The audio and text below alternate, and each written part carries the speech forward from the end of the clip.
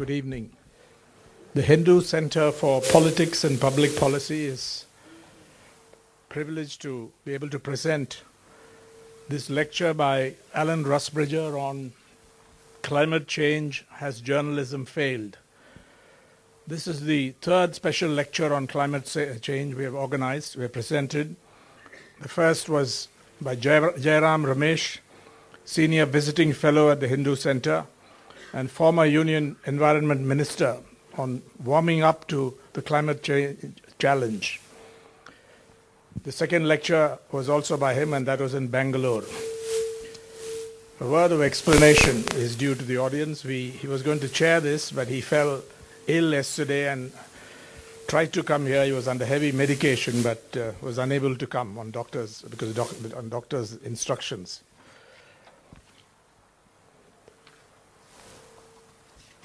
Now I'd like to say a few words about our lecturer. Alan Rusbridger was editor of The Guardian and editor-in-chief of The Guardian News and Media for 20 years, between 1995 and 2015. I wouldn't be exaggerating if I were to call him one of the world's leading thinkers on journalism and the transformation of journalism as it faces its challenging and yet to be worked out future in the digital age. Mr. Rusbridger is a member of the Scott Trust, which owns The Guardian and The Observer, and he takes over as chair of the Scott Trust in 2016. In December 2014, the Fellows of Lady Margaret Hall, a pioneering college at the University of Oxford, the first college to admit women in the university, they elected him to be the next principal. In some other colleges known as master, the head of the college, and he'll take up this position in October 2015.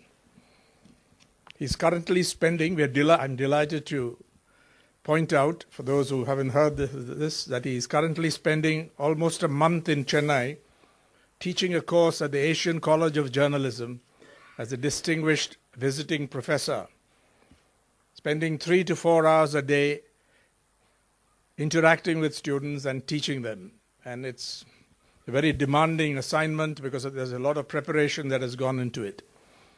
Towards the end of his editorship of The Guardian, Mr. Rusbridger launched a climate campaign, which is now known as Keep It in the Ground. He launched it in the newspaper, pointing out that real change can only follow by citizens informing themselves and applying pressure. The campaign presents a major new series in the newspaper, and it calls on big players like the Bill and Melinda Gates Foundation and the Wellcome Trust to remove their investments from the top 200 fossil fuel companies and any commingled funds. I just want to quote from an article that Mr. Rusbridger wrote in The Guardian in March 2015, which explains why this campaign and why now. In this article published on March 6th, titled Climate Change: Why the Guardian is Putting Threat to Earth Front and Center, Mr. Rusbridger points out or says that over Christmas he tried to anticipate whether he would have any regrets once he no longer had the leadership of what he calls this extraordinary agent of reporting, argument, investigation, questioning, and advocacy. And he says, and I quote, "Very few regrets, I thought, except this one, that we had not done justice to this huge, overshadowing, overwhelming issue of how climate change will probably, within the lifetime of our children, cause untold havoc and stress to our species." And he thought that, this was in Christmas 2014, so he thought that in the time left to him as editor, he would try to, quote, "harness the Guardian's best resources to describe what is happening and what, if you do nothing, is almost certain to occur, a future that one distinguished scientist has termed as incompatible with any reasonable characterization of an organized, equitable, and civilized global community." And interestingly, he focuses or limits the scope of this coverage by pointing out that we will assume that the scientific consensus about man-made climate change and its likely effects is overwhelming. We will leave the skeptics and deniers to waste their time challenging the science. The main argument has moved on to the politics and economics. So I think the question arises, can the news media, can the press campaign? And it's an interesting question. I won't answer it here. I'm sure that will be one of the questions that Mr. Rusbridger will address today. And the second part of the talk today, the second issue that arises is, what are the roles of journalism? Why does the title suggest that journalism has failed, at least in part, in considerable measure perhaps? And that's an extremely interesting set of questions that arise related to this issue. What is the role of journalism? What are the functions of journalism in relation to big developments, big issues like climate change? And I think that's the second aspect, second facet of this lecture, which would be of interest, especially to people in the media, but also, I think, to the general public, the informed public that is well represented here.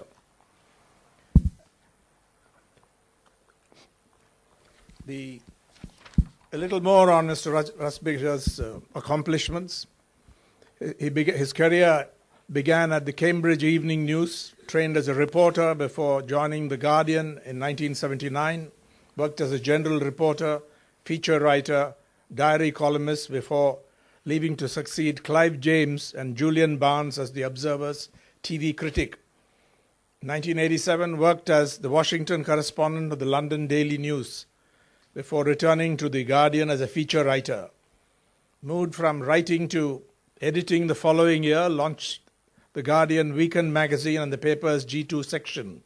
He was made deputy editor in 1994 when he first started working on the paper's initial forays into digital publishing. As editor, Mr. Rusbridger helped launch Guardian Unlimited, now theguardian.com, and in 2004 was responsible for the paper's complete redesign and transformation into the European Berliner format.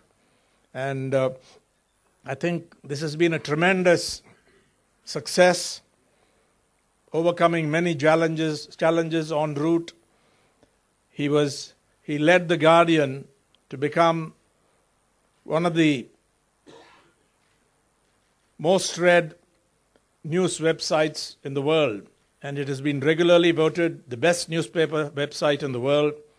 And when I last looked up the Guardian website, it says the website today attracts visits from more than 100 million unique browsers a month. That perhaps needs to be updated. I won't go on about this aspect. During Mr. Rusbridger's editorship, the paper has fought a number of high-profile battles over libel and press freedom, including a number of cases involving Neil Hamilton, Jonathan Aitken, the Police Federation, Freedom of Information, and WikiLeaks. And the paper's coverage of phone hacking led to the Leveson inquiry into press standards and ethics. And I think we have felt the influence of this in India as well when there's a discussion on regulatory issues. In 2013, the paper made a magnificent contribution to free speech and to the right to privacy, to illegal exercise of powers by governments, by breaking the story of how Edward Snowden, a former National Security Agency analyst, had turned whistleblower. And over several weeks, The Guardian led the global coverage of the Snowden revelations, leading to changes in the law and numerous debates in the US Congress, the UK Parliament, and legislatures around the world.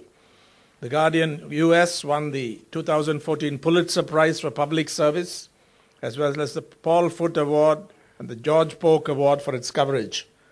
The paper's coverage of the WikiLeaks documents, phone hacking, and Snowden stories led to the announcement of 3 major Hollywood movies, either made or in production, by Steven Spielberg, George Clooney, and Oliver Stone. The Guardian, under his watch, under his leadership, was nominated Newspaper of the Year 5 times between 1996 and 2014, and our man has been named Editor of the Year thrice. Over the past year, he has won the Liberty Human Rights Award, the European Press Prize, has been honored by City University, New York, Columbia University, Oslo, and Syracuse universities. Mr. Rusbridger was born in Zambia, graduated from Magdalen College, Cambridge University with a degree in English in 1976. He gave several lectures, the James Cameron lecture, the Anthony Sampson lecture in 2009, and so on. And interestingly, he's a keen amateur pianist and clarinetist. It's interesting that we are meeting at the Music Academy. And please read his book called Play It Again, An Amateur Against the Impossible. His critically acclaimed book published in 2013. It's the captivating story of one of the world's leading newspaper editors learning to play Chopin's Ballade No. 1 in G minor against a backdrop of phone hacking and dramatic WikiLeaks revelations. Mr. Rusbridger is the author of 3 children's books published by Penguin. He has written a full-length animation film script and a play about Beethoven. I have great pleasure in presenting Alan Rusbridger. This is not his first visit to Chennai. I must acknowledge we have a debt to Mr. Rusbridger. We adopted in the Hindu the institution of the reader's editor, a full-time news ombudsman, and the terms of reference we adopted wholesale from The Guardian. I think it's been a remarkably successful experiment where a news ombudsman, a professional full-time journalist in the newspaper, works independently of the editor, pointing out the mistakes of the newspaper and commenting freely and independently on what's right and what's wrong in the newspaper. This is a remarkable institution. It's been very well worked out in The Guardian, and we've adopted it. Today, the subject is climate change and journalism. So we have great pleasure on behalf of the Hindu Center in presenting this lecture. After this, there'll be a short film produced by The Guardian on Alan Rusbridger, and that will be followed by the lecture, and then he'll be happy to take questions for about half an hour or thereabouts. Alan.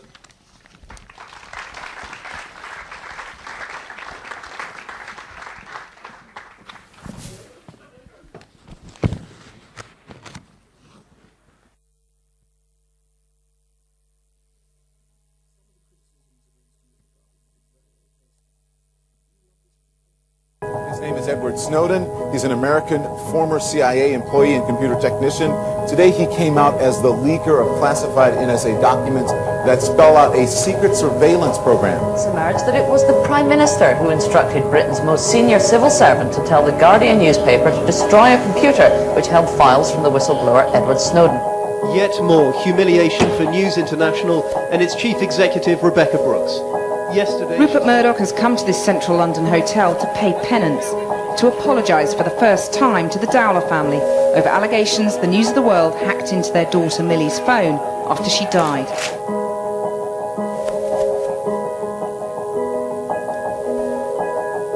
This is a position of great privilege and importance and influence in society, and what on earth are you using it for? You know, are you wasting that? What have we got here?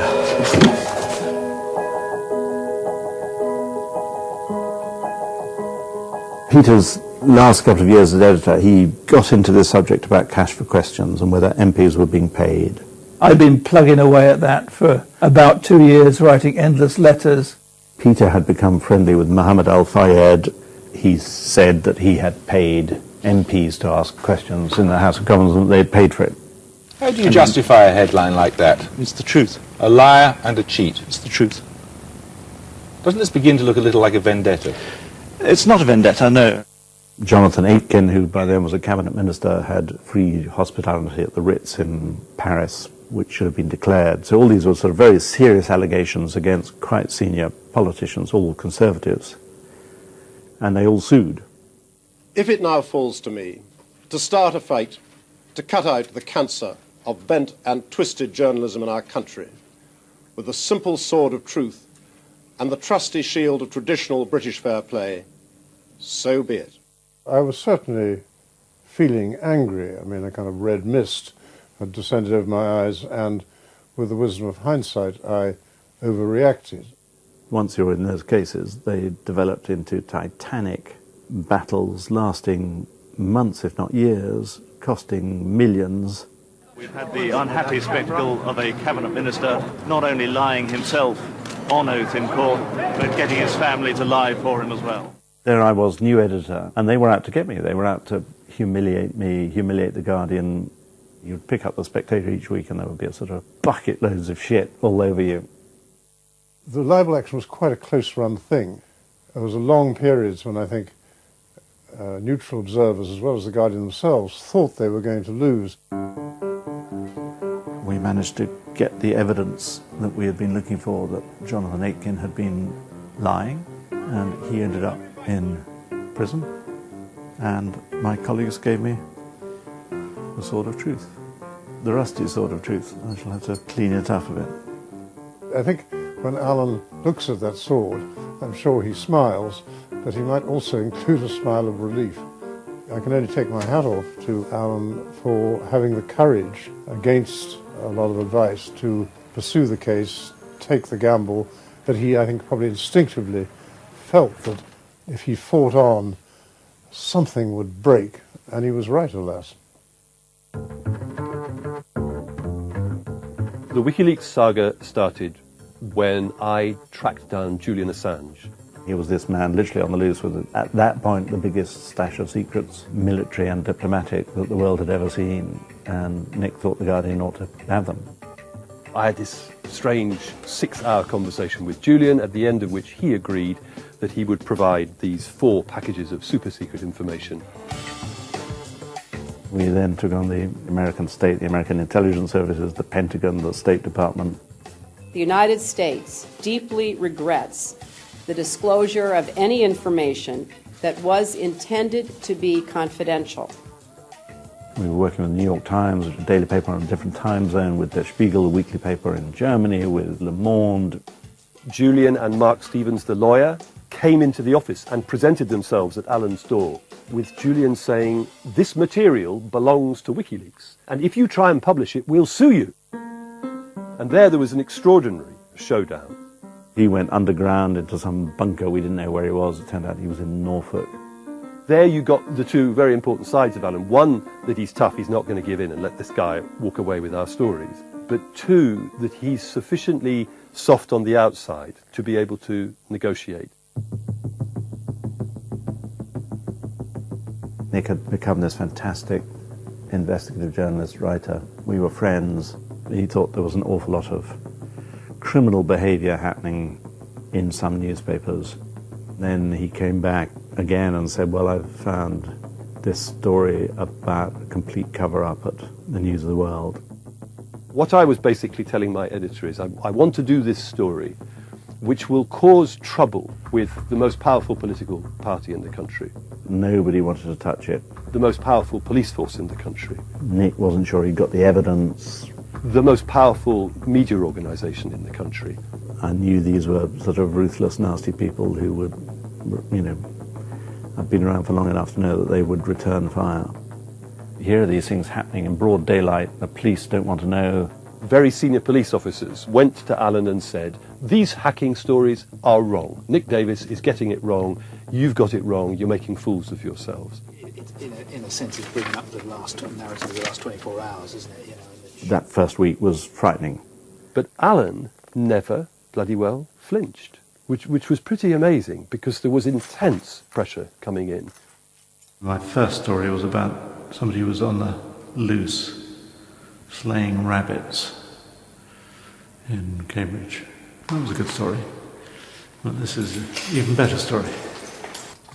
That's an extremely important thing about Alan, is that he has this unusual bit of anatomy, which lots of editors don't have, which is a backbone.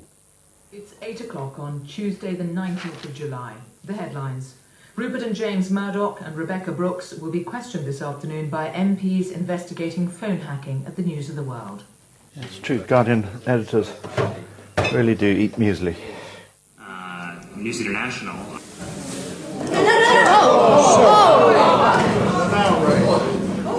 You just tried to attack Murdoch. The sitting is suspended for 10 minutes. Well, that's... Wendy was quick. Yeah, Wendy got him. She hit him on the face. Bloody hell. News this evening is the identity of the man who sent the Obama administration into defend and explain mode this week. His name is Edward Snowden. He didn't know the identity of Snowden. There's lots of conversations about they were all carried out using code words. My code was pint of, and Alan's was, I think, slice of cake. I mean, Alan's always been fascinated by the latest piece of technology. So when he met Snowden, it was like, two geeks getting together.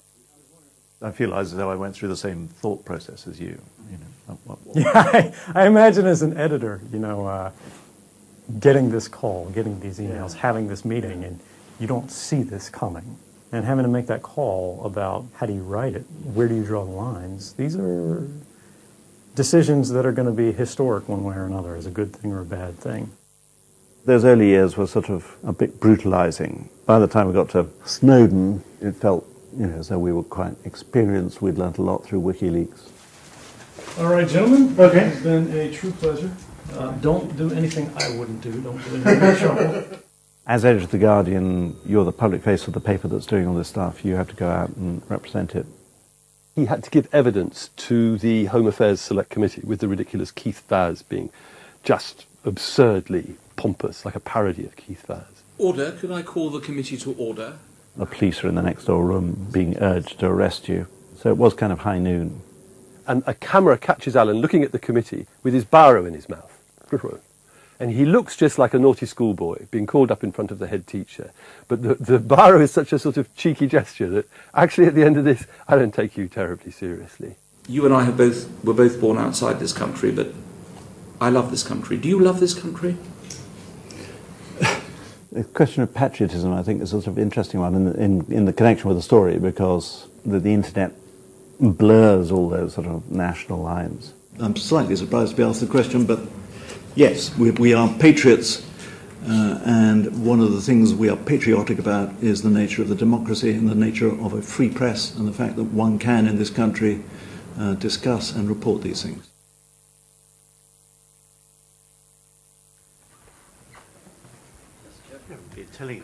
all day. No, but I woke up a lot during the night. 3 hours 15 minutes. Light sleep for 3 hours 16 minutes. I woke up 4 times. That wasn't very good, was it? No. No. There must be something going on. I always knew I'd feel sad, but I think the process of packing things up has made it so. It's been the most wonderful journey. I'm going to stop there, otherwise it's going to get emotional. And I'll buy you all a drink.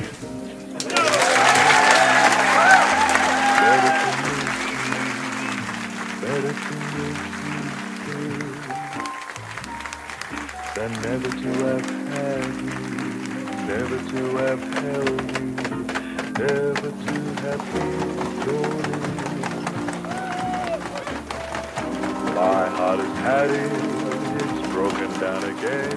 When you wake up on a Monday morning and it's just you, and you haven't got that machine, you haven't got that, there's amazingly talented people around you, and this institutional weight to support the journalism.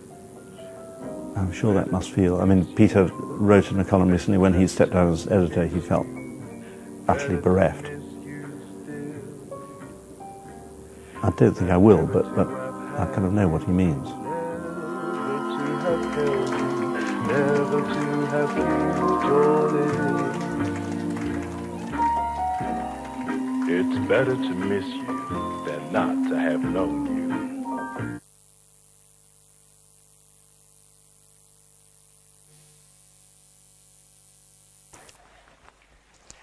Thank you, and thank you for showing that film. It was rather nice to see it all over again. So today I'm going to talk about climate change. I think it's a subject that some of you may have been thinking about in the last month because it's been extraordinarily hot. It's been extraordinarily hot in India all year, I think, and people are, I think, in their minds are very conscious of climate change and what the risk is. And so I want to talk today about journalism and about climate change and what journalism can do and why it matters what journalism can do. And as Ram says, this came to me at the moment that I had decided to step down as editor.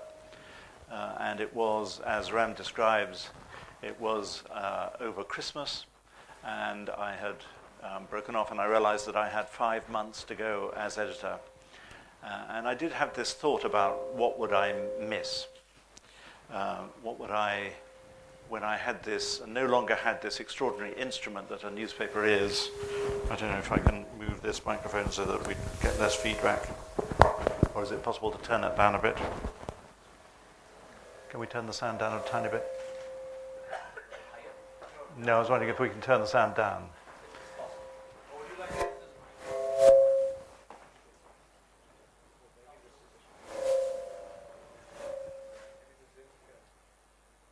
Is that better? Okay, all right. It's usually something to do with technology. So it was this thought about when I no longer had the megaphone of a newspaper, what would I regret?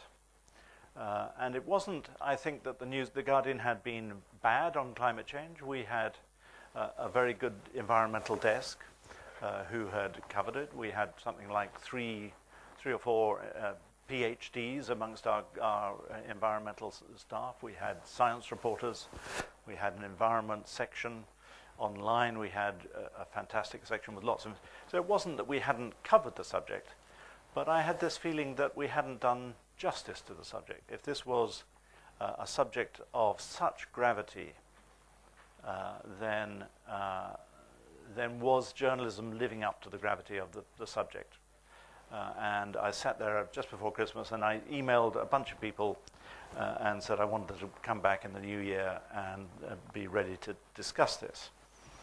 I'm going to sort of take it with this audience that you share the view that this is a subject of immense importance. There was a report today that some colleagues here in Chennai sent me and said this report came out as a risk assessment, very distinguished scientists, one of them an Indian scientist, and they came out and their report has this extraordinary paragraph in it. So I think we all know that 2 degrees is the figure that we're aiming for, and that anything above 2 degrees can be very problematic. And there was this sentence there saying, a rise of 4 degrees centigrade appears to be as likely as not by 2150. So that's within 35 years. 4 degrees is as likely as not likely. And it talks about 7 degrees possible by the end of the century, but seems to be more likely than not during the next century.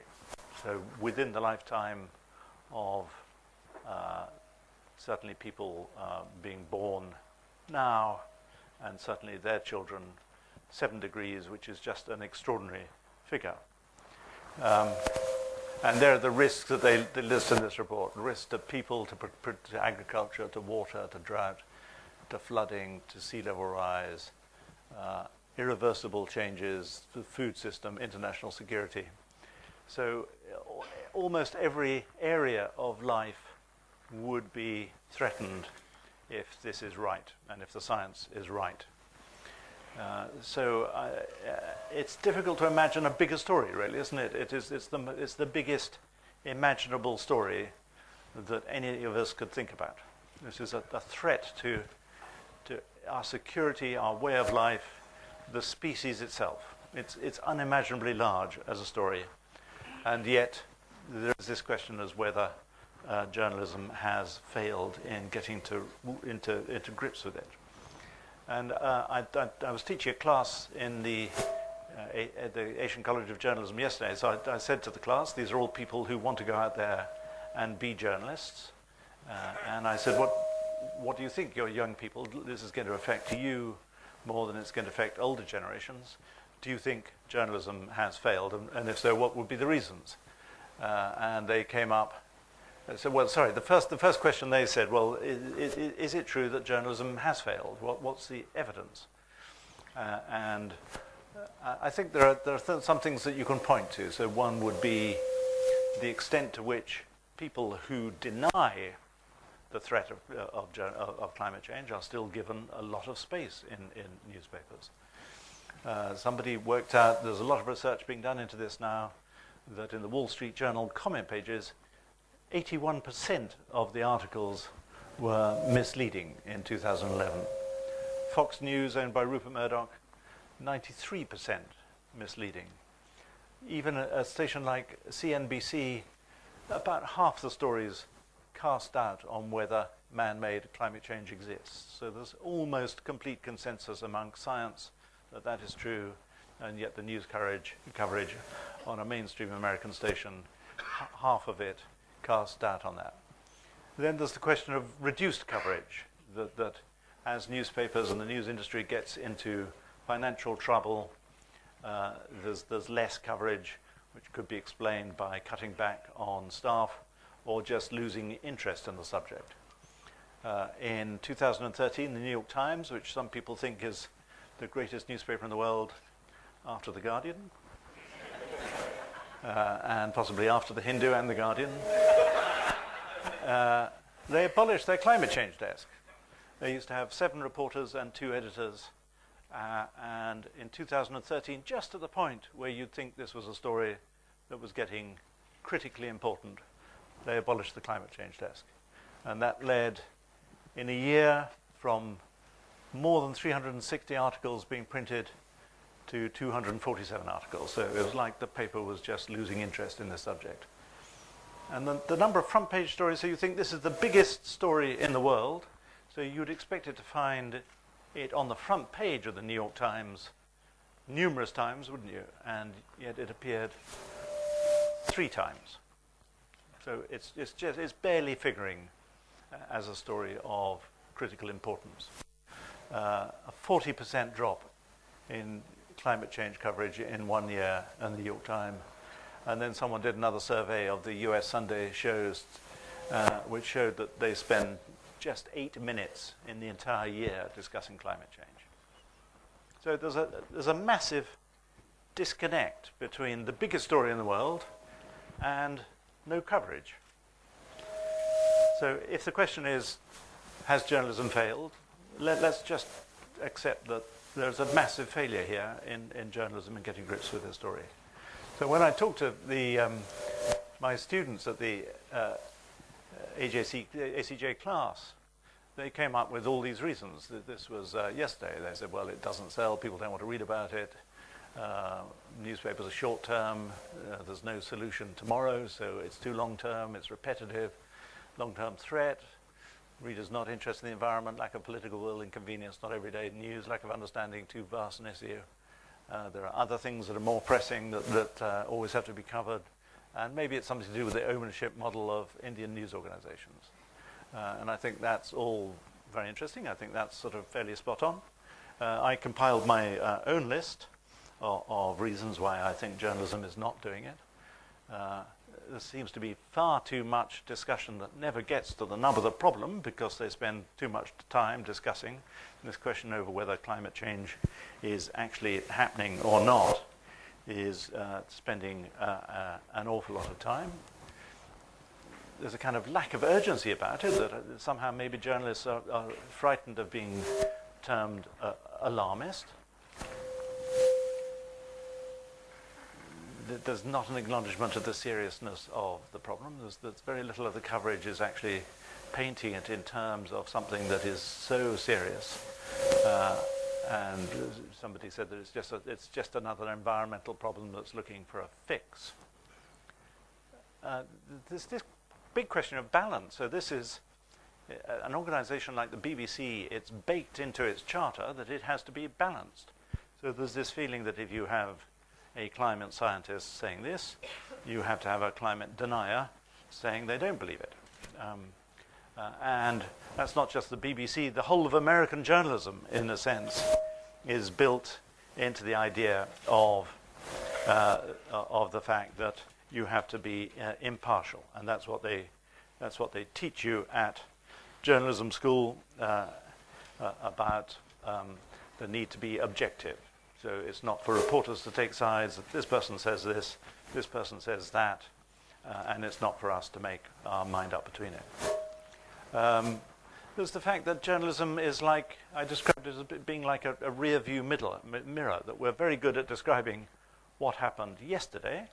So somebody shoots somebody in the streets of Chennai today, that's great for journalists. Well, I mean, you know what I mean. It sells papers, but it's something that's very easy to describe. It is something that has happened. Whereas what we're dealing with here is something that might happen. It might happen 10 years out, it might happen 20 years out, but journalism just can't really get to grips with that kind of issue.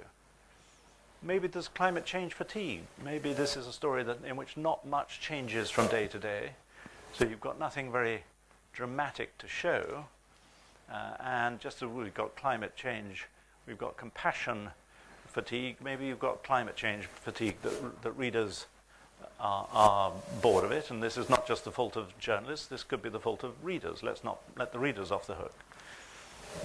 Maybe there's a sense of fatalism, that nothing can be done about it. And so therefore I don't like reading about things or writing about things if I feel that nothing can be done. And maybe that's slightly the fault of journalists, maybe that's slightly the fault of scientists, that it's been portrayed in these gloomy terms. And then you get this question about, even when you get climate change events, so like this terrible heat in India from which so many people have died, scientists are very reluctant to come out and say this is because of climate change, or a tornado, or a tsunami, or a cyclone. So even when terrible things happen, scientists are very reluctant to come out and say, listen, this is about climate change. So even if you're a journalist and you're looking to blame this on climate change, you can't. And then there's this thing about fear, and lots of psychologists now are writing about the psychology of all this, that people can't cope with. This is too big and frightening, and if it's too big and frightening, then the human mind sort of closes down and can't deal with it. So those are possibly some of the reasons.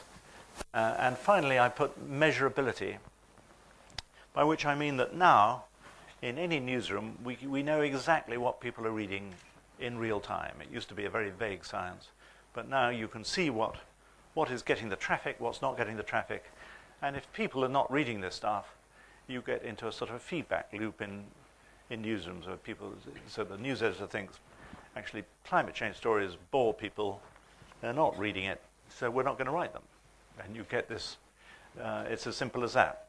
Maybe it shouldn't be as simple as that, but that increasingly happens in a world in which you've got instant measurements.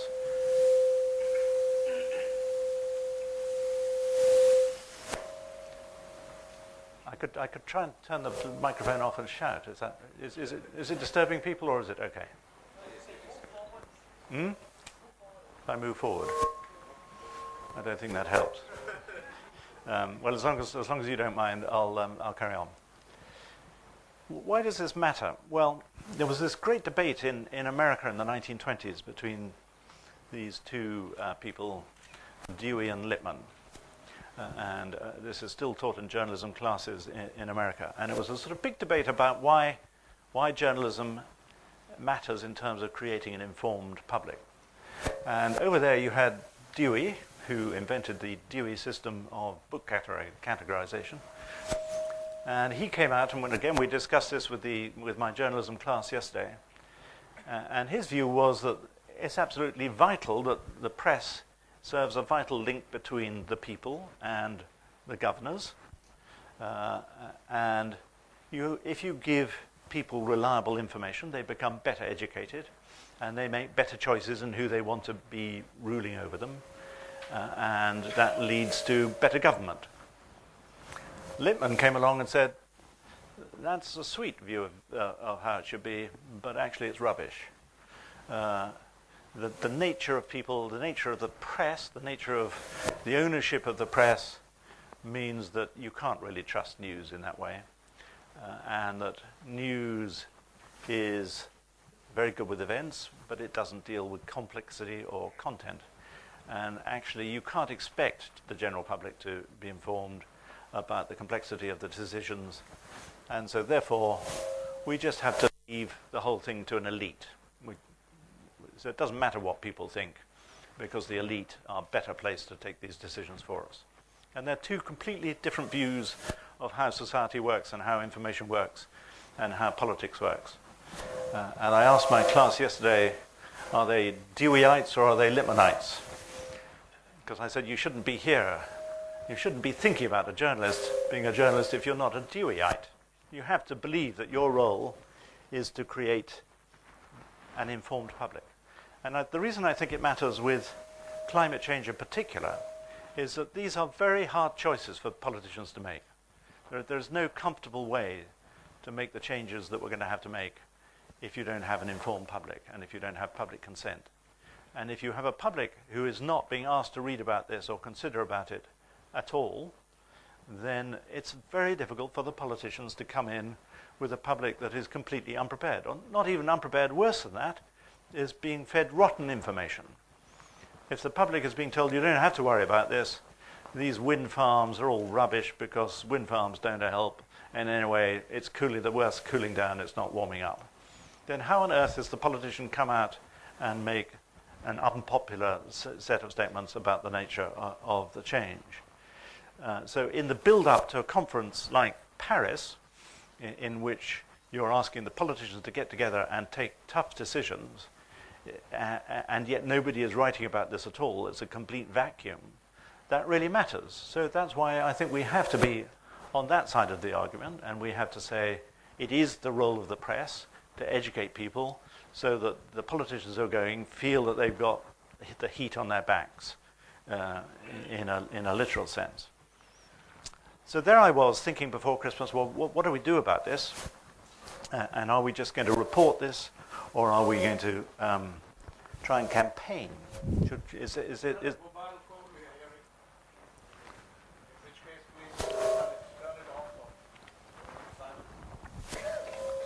Are we going to report this, or are we going to campaign? If normal journalism is not cutting through, what are we going to do? And normally, on The Guardian, we've done things that you could call campaigns, but we've never sort of really taken an activist stance. And so when we got back after Christmas, we had a kind of sort of decision tree.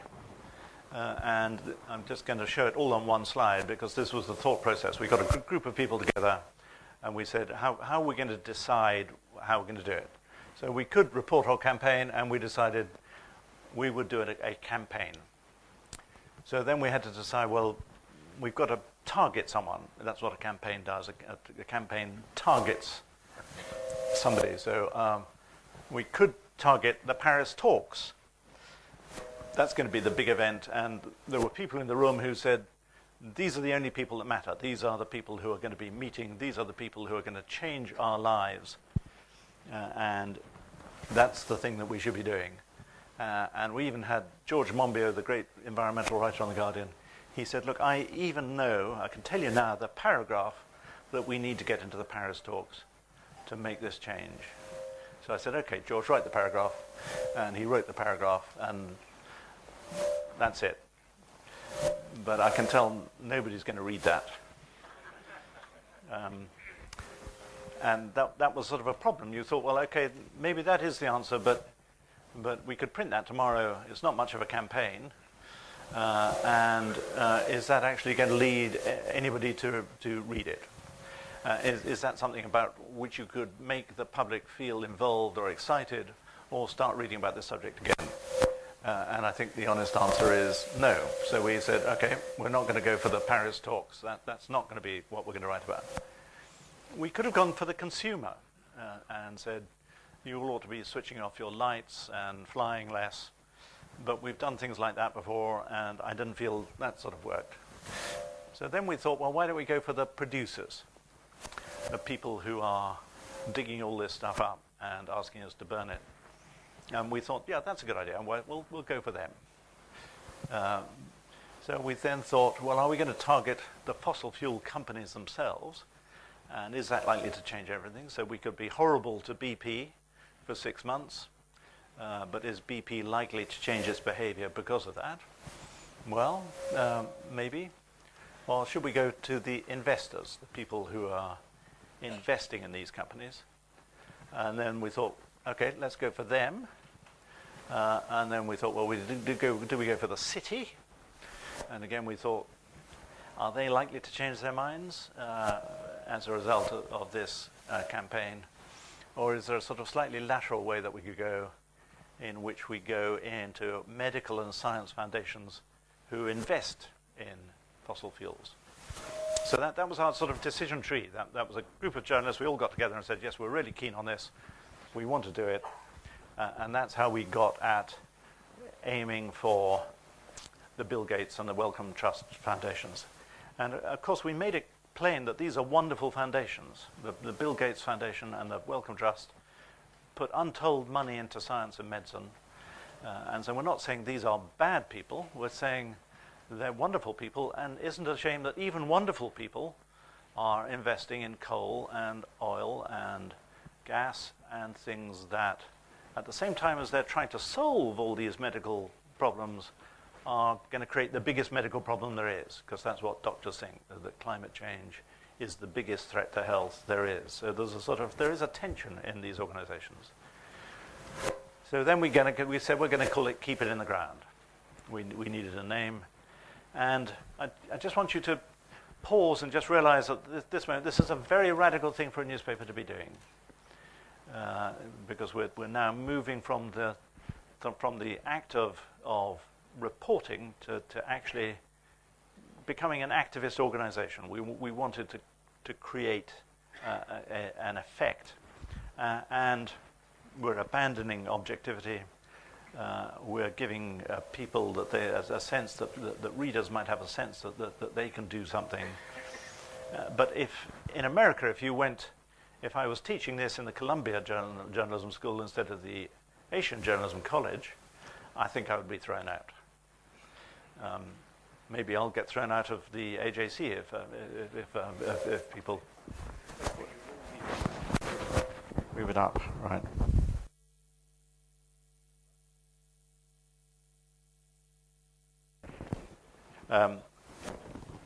So this in conventional journalistic terms was a very radical thing to be doing, because it goes against all the laws of what some people think journalism is.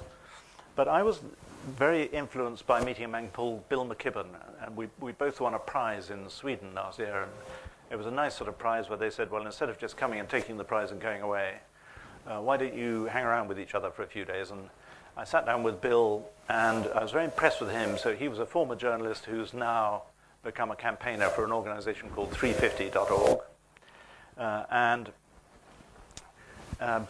Bill told me to go away and read this piece that he'd written in Rolling Stone. And it was about 3 numbers. And the beauty of this piece is that you just have to think about 3 numbers. They're very easily understood numbers. And I hope that anybody in this audience who understands these 3 numbers will realize we have a problem. So number 1 is 2 degrees. You remember, we think we may be heading for 4 degrees, but almost everybody agrees that 2 degrees, once we go above 2 degrees, we're in real trouble. Very simple. If anybody agrees about anything, it's this. 167 countries agree that 2 degrees, we've got to try and keep the temperature of increased temperature below 2 degrees. Figure number 2 is 565 gigatons. So we can burn and put that amount of carbon dioxide into the atmosphere by this mid-century, and we can still have some hope of not being cooked and staying below 2 degrees. So that's our kind of ration of carbon dioxide. And this number is 2795 gigatons, and that's the amount of carbon that is in the proven coal and gas reserves. So that's actually what people own and are intending to burn.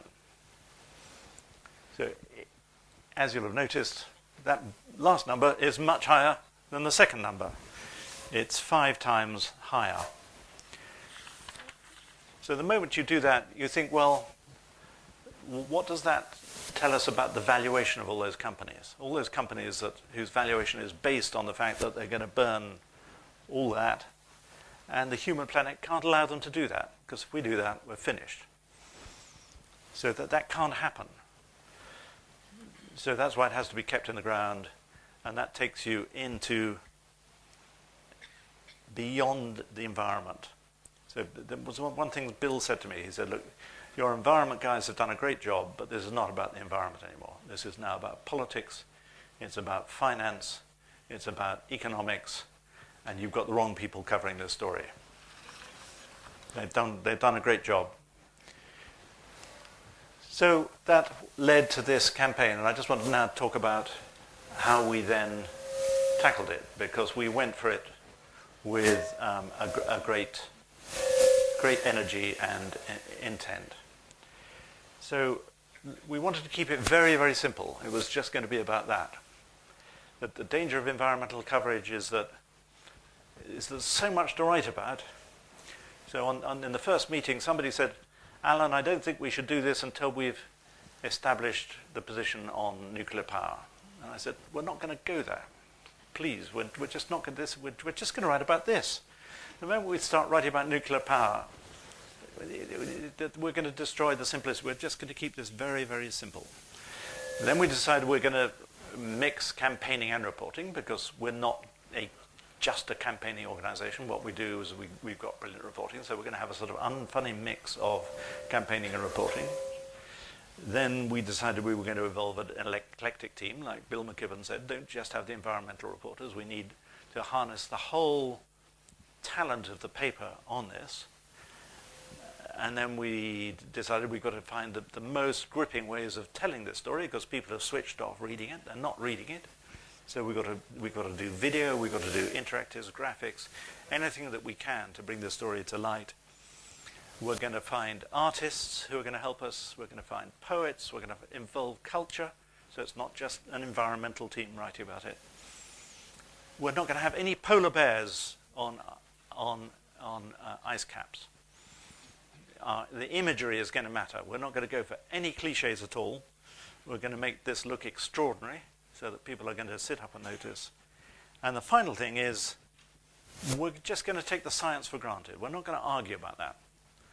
So I think most people say that between 75 and 97% of scientists agree about this, but we're not going to argue. But we're just going to assume the science is settled, because otherwise that's going to be a distraction. So those were our rules.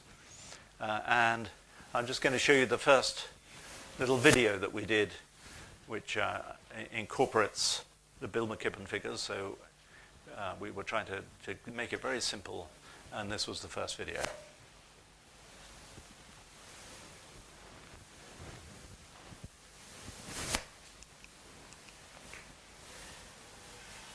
If we want to avoid catastrophic global warming, we need to reduce emissions.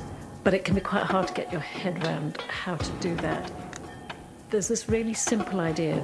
This stuff has to be kept in the ground. It cannot be dug up. Because there's only one reason you get it out of the ground, and that is to burn it. Leave it in the ground. Keep oil in the soil and the coal in the hole. That's Bill's simple proposition. It's the only way forward.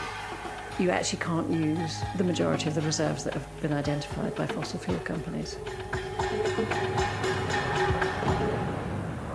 So this idea of keeping it in the ground comes from Bill McKibben. And there are really 3 numbers that you need to know. 3 facts. First is 2 degrees. 2 degrees. 2 degrees. That is the threshold for dangerous climate change. The second number 565 is 565 gigatons. gigatons. Now that's the amount of carbon dioxide that we can safely release into the atmosphere and still have a reasonable chance of staying below 2 degrees. That is kind of a carbon budget. When you start getting beyond that, things start getting really bad. And the third number, and this is kind of the scary number, is 2795 gigatons. Now that's the amount of carbon dioxide that would be released if all of the fossil fuel reserves that we know about already were dug up and burned. You will have noticed that 2795 is a lot bigger than 565. We have way more fossil fuel in the reserves than we could possibly burn. if they were to burn those reserves, never mind ones they haven't yet explored, just the ones they've already identified, you would end up emitting so much carbon that you would produce catastrophic climate change. Astonishingly. Companies are still looking for more. And in fact, last year, I think they spent over 700 billion looking for more. So there's a real tension there. And while you are trying to persuade people to change their light bulbs and to drive less often or whatever it might be, if this stuff is still being pumped out of the ground, all those rather feeble measures are going to prove to be useless. Were we to burn... We can't actually burn all the fossil fuels which are there, it would lead to inevitable disaster. There's not a question of it. I mean, it's just... We should be tackling the fossil fuel companies directly. Leave it in the ground. In the ground. This stuff has to be kept in the ground. It cannot be dug up. It's the only way forward.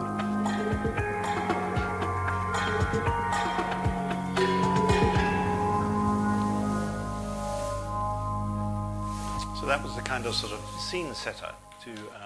it's a great film, isn't it? You can give it a clap if you want. That would be great. So then we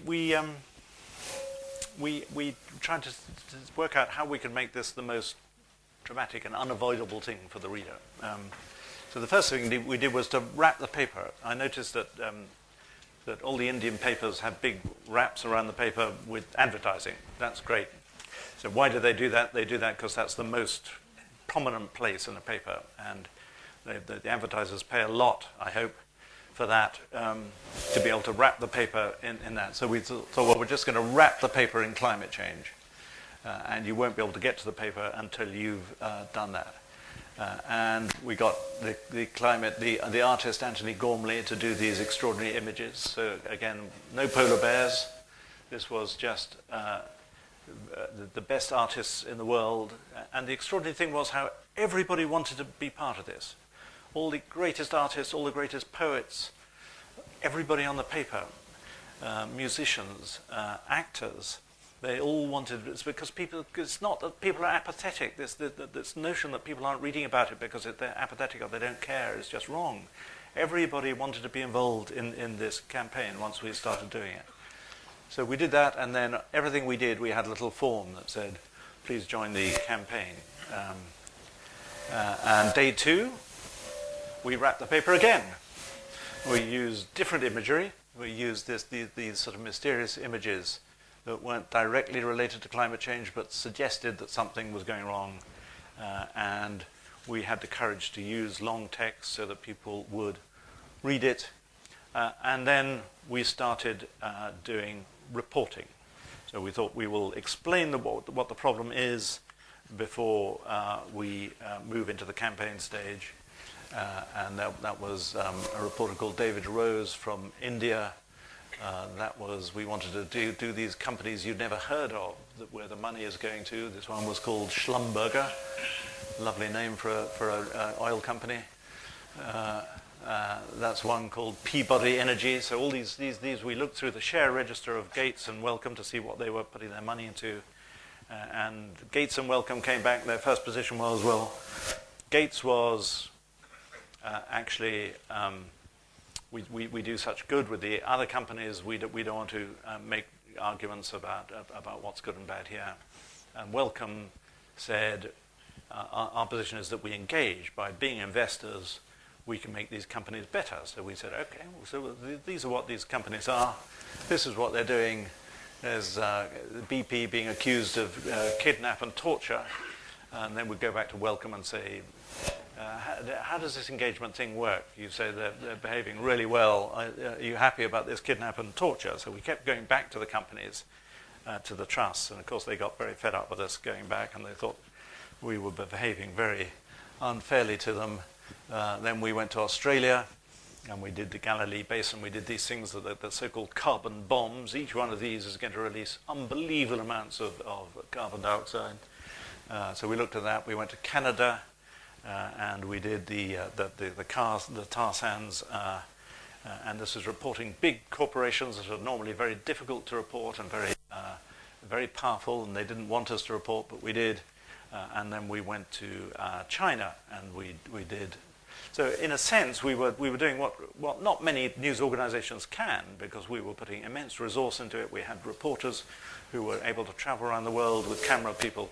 But that felt like a news organization committing the kind of resource to the story that the story deserved. And then we launched the campaign.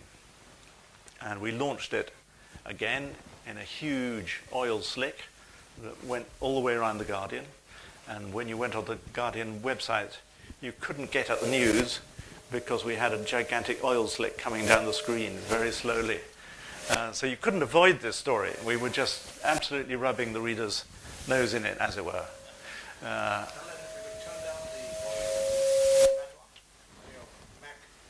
Turn down the volume on that. I've killed the volume there, but we'll see whether that works. So again, we wrapped the paper in that, and that was all the names. We partnered with an organization called Carbon Tracker, who have looked at all the worst companies, all the dirtiest companies, the filthy 200 they're called, and we cross-referenced them against who Gates and Wellcome were invested in. And again, we came up with filthy imagery that really looked horrible, and we coupled this with an explicit call to get out of it. So that says these energy companies hold humanity's future in their powers, but where we put our money makes us all complicit. So we were being quite preachy in our messages. And then we realized that we needed to do a beginner's guide, that lots of people would be now coming to this for the first time, and so we did another little video. We now need a volume for this.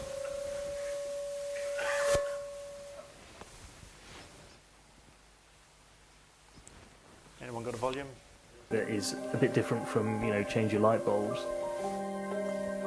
Divestment is a very simple idea. You just take your money away from companies that are involved in extracting fossil fuels. You want your money to be part of the solution and not part of the problem. Divestment is the biggest signal which any individual or company can give to the fossil fuel industry. If you want to do something about climate change, you want those fossil fuel companies to stop burning the reserves they've got, and you want them to behave differently. You do that by refusing to buy their shares. Divestment says we do not accept your premise, we do not like what you're doing. And in practical terms, it's about moving your money away from the problem and towards the solution. I don't know about you, but I don't really have any shares. But we all have stakes in pension funds and various forms of investment through our lives. And those investments will almost certainly include shares in fossil fuel companies. A generation ago, when the biggest moral issue in the world was apartheid in South Africa, Nelson Mandela and Desmond Tutu suggested this tactic, that it was time for the great institutions of the West to cut their economic ties with companies that propped up the apartheid regime. If there's ever going to be any kind of international agreement, it'll only be because our political and business leaders are feeling unrelenting pressure from all over the world. So unless there's political pressure to change, nothing will change. Divestment is very useful for shaming companies, it's very useful for bringing the issue out into the open more.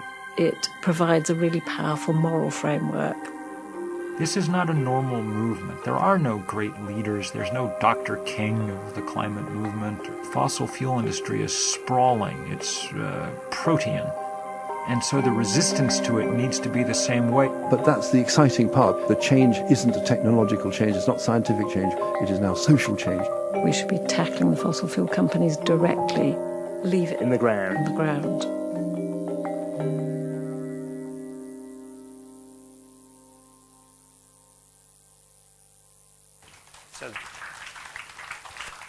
So that was trying to explain very simply what we were trying to do. We had celebrities, because you can't have a campaign without celebrities, and we got 220,000 people to sign a petition to Gates and Wellcome asking them to do it. We had lots of versions of these petitions. The names there, we ran all 220,000 names on the site so that people could see what they were doing, and then we involved scientists and medics and people who are deeply plugged into the Wellcome Trust. And in the team that we had people who weren't reporters at all. So we've got one or two people in our experiment of what we call open journalism who came from a campaigning background. So we all went away and we thought, well, come on then, to these young women who'd been, one was an American, she'd been on the Obama campaign. I said, well, what would you do now if this was a campaign rather than a newspaper?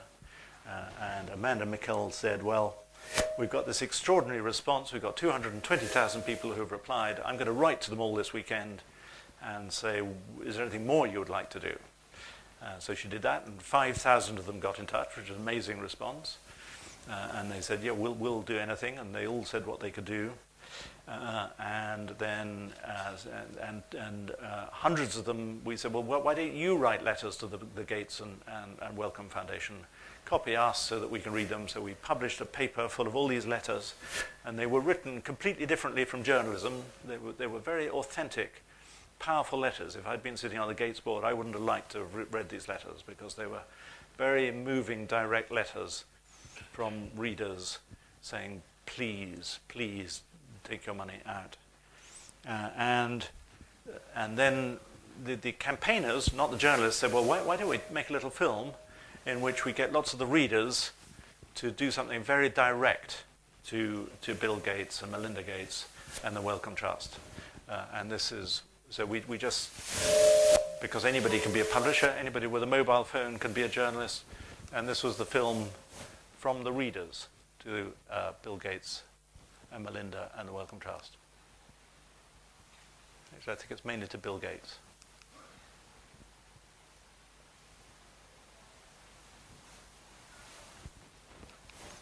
Have we got volume?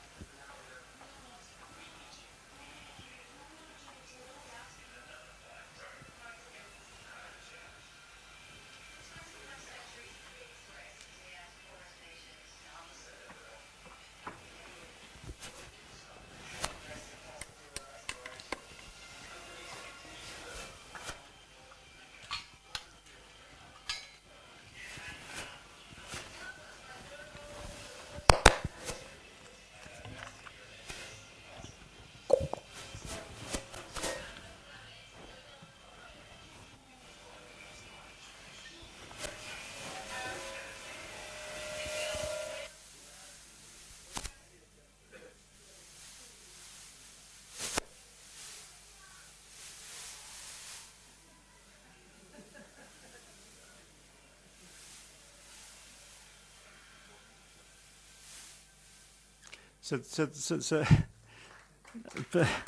part of the point of that was that we would just, there were things that journalists would never have thought about. That if you've got people from campaigning and activist background, they had these ideas that didn't look like journalism, probably weren't journalism. You could say that's not journalism, and yet they had an effect, and they were engaging the readers, and the people who had signed these petitions felt they had something to do. We did something else which we thought we're going to open source everything about this. So we did 12 podcasts. You can get them from iTunes. They're all free, or you can get from the Guardian site. And for a journalism student, actually, to follow these, we did 12 episodes. And this really open-sourced all the debates that we were having. So it began with the first episode, which was the very first meeting that we had. And somebody later said to me, you had a bit of an argument, didn't you, at The Guardian? You don't all agree about this. And I said, well, of course we didn't all agree. You know, what kind of organization does everybody think the same? We're having an open discussion about this. And what's more, we're making that open discussion open. So you can hear all the editorial thoughts that went into this. So that was something pretty radical. We got the poet laureate, Carol Ann Duffy, to get all the best poets in Britain to write poems. And then we got all the best actors in Britain to come and read the poems. And as I say, they were all desperate to do this and gave their time for free. We had a series of events.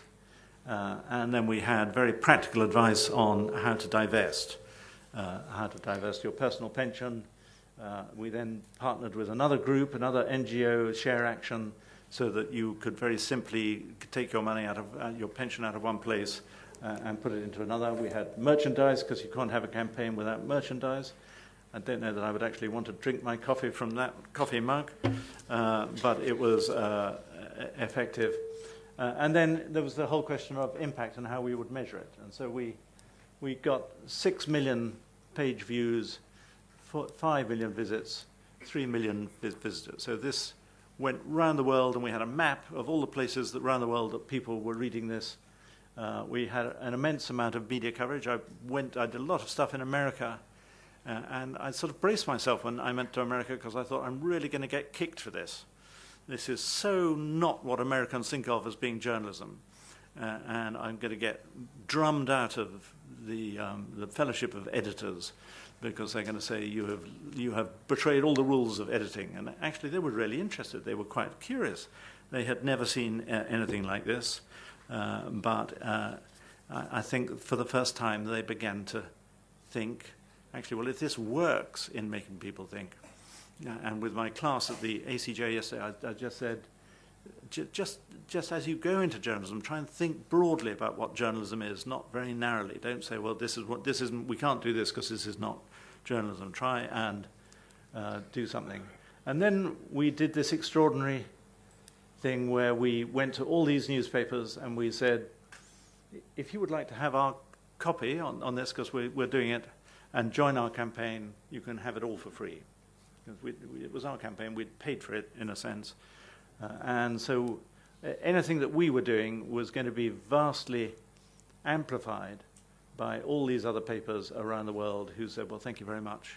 That would be great, including some really wonderful papers like the Frankfurter Allgemeine in Germany and the Gazeta in Poland.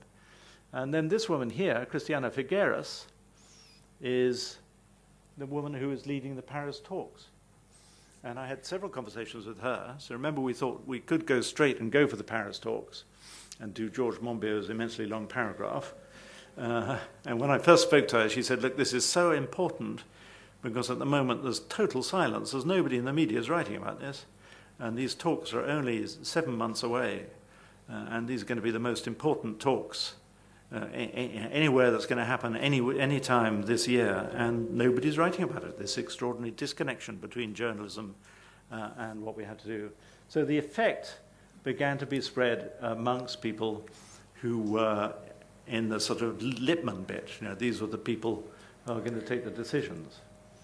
It was the climate minister at the time in Britain. He came out strongly backing us. Well, there's a strange one. He's the chief executive of Shell. Thank you very much for your leadership in this space. And the thing we discovered that actually once you start doing this as a journalist organization, and if you're the only people doing it, everybody wants to talk to you. So you get all the actors and the poets and the filmmakers, but you also get the chief executive of Shell. He came to The Guardian twice and had fantastic arguments with us. And he began, the first time he came in, this was supposed to be off the record, but I can trust you. He said, you know, I'm like you. We have these debates around our kitchen table. I've got children. I've got a wife. Of course we're worried about the planet. So I said, well, would you come in and do a podcast with us? And one of the episodes of the podcast is me grilling him. And I said, I began with Bill McKibben's numbers. I said, look, do you agree with these three numbers? And he said, well, broadly, yes. So I said, well, you know, how does that work then? Because you've got all this coal, well, not in his case, all this oil, and you're about to dig up the Arctic in order to get more oil, but we can't allow you to use all the oil you've got at the moment. And by the way, why is your company valued as it is? Because that can't be a proper valuation, because you're never going to be allowed to use it all. So we had a really great conversation, and he said, you know, we're on the same side in terms of the planet, but so I thought that was one of the more surprising ones, but not perhaps as surprising as that. Prince Charles, who we pursued for 11 years to get all his letters out of him. And last week, he came out and said the Keep It to the Ground campaign is the first action of its kind from such a newspaper. It's like the broader fossil fuel divestment movement focused the mind very considerably. It's clear, compelling, and powerfully resonant with millions of people around the world. So that's the top recommendation from the Prince. And then just finally, just some sense of the resourcing. So that was, these were people who were involved in it very full-time. So that's about a dozen. And then these were the people who had heavy involvement. So that's about another 2 dozen. And these were people on the paper who had some involvement. So we threw an immense amount of resource. So we were true to our original aim. We just said this is the most important story. If it's a story of that magnitude, what kind of magnitude would you expect a newspaper to respond with? And we gave it an enormous amount of resource.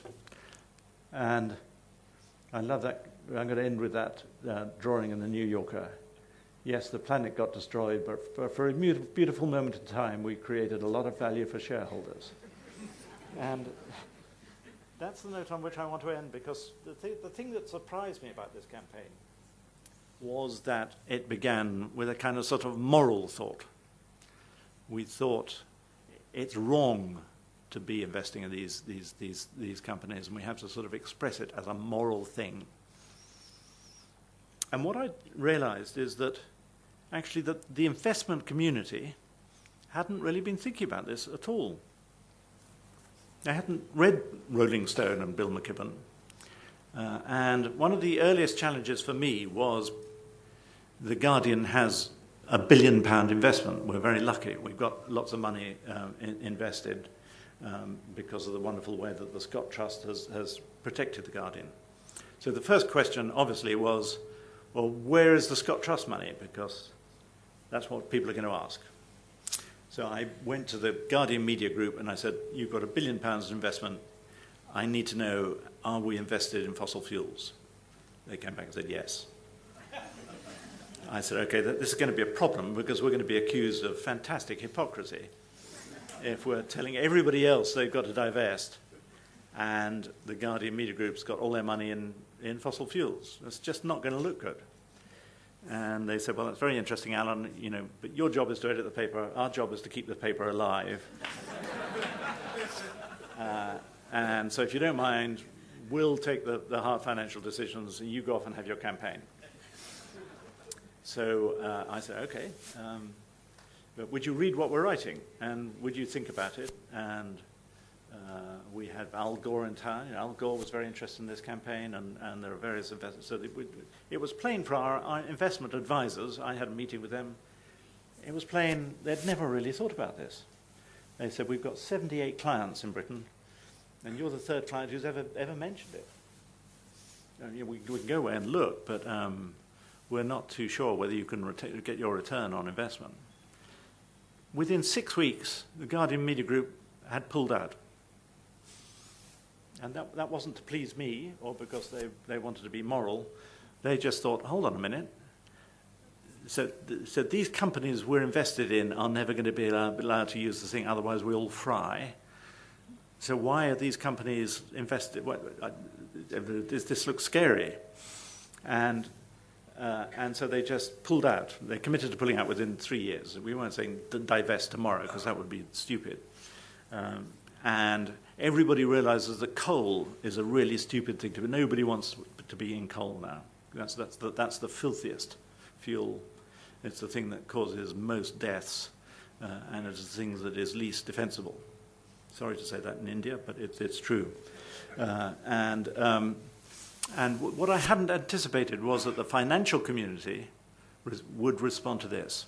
And what you got was, during the course of this campaign, you had extraordinary debates raging on campuses around the world, from Harvard to Berkeley to Edinburgh to Warwick, through German universities, because obviously liberal institutions are the place where this debate's going to start. But I met a number of very hard-nosed financial people, not traders, because traders think short-term, and they don't really care what they're in, but people who have long-term investments began to think hard. We never went into this thinking, actually, the Bill Gates Foundation and the Wellcome Trust are going to roll over and immediately do that. So we didn't measure success by that. But we did think that what we had done was to create the most enormous shockwave of getting people to think about this, of getting people to read it. And so to the question, has journalism failed?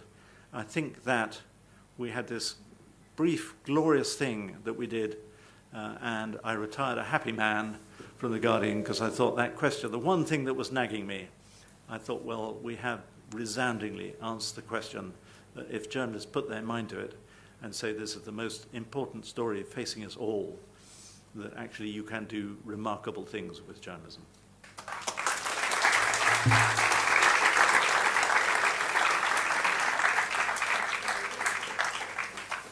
And now we have some time for questions and comments. Please keep them brief, and please introduce yourselves. Could we have the house lights up so that we can see people? Yes, could we have the lights on? Introduce yourself. Malan, my name is Ganapati Ramakrishnan. I was in Baba Atomic Research Center. Alan, don't you think that we are going back to the fundamental question of how much an affluent society should consume? Can we persuade people to lead simpler lives?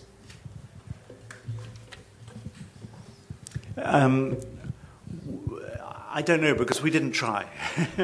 I mean, we've tried. We did actually run a campaign about 7 or 8 years ago that was called 10-10, and it was around 2008, and people were trying to get people to reduce their consumption by 10% by the year 2010, and I think that had some effect. But our conclusion was that in order you could try and get everybody in this room to turn off their lights for 5 minutes longer a day, or to boil the kettle less, and it would barely move the needle in terms of the problem that we're facing. And so we thought it's actually better to try and get the source of production, the source of the money, and the political argument moving. Lindsay, would you like to say something on this? Because Lindsay Mackey, journalist, and she's involved in education, but on this question that is raised of cutting down. Of cutting down. Well, I agree with... I'm sorry? They can see you. All right, I'll stand up. Well, I'm not going to disagree with my husband ever. I was bracing myself. No, I was completely behind the campaign. I do think that we do also need... I disagree with the idea that we can do nothing. I don't think it would have been the right campaign. But I think absolutely we do have to think of what we're doing, each and every one of us, and it's very hard. But I think we have to. And I think mainly we have to think about flying. And I admit we flew to India, we'll fly back, we flew to Uti. But I think at some point we all have to take very serious decisions about things like flying and managing our demand. And of course it can be done. And just one example, that in Britain during the Second World War, there was huge demand management of energy. everything, electricity, food, coal use, etc., was all heavily monitored, heavily rationed, and it worked. Demand management by a determined state will work. So I think it's both. I think it's more demand management by the state and more personal thinking and acting by us. But I agree, for a campaign, this was brilliant, and a personal campaign wouldn't have worked so well. Thank you. Yes, please. There. No, go ahead. Here. He had his hand up. Would you like to get up and introduce yourself and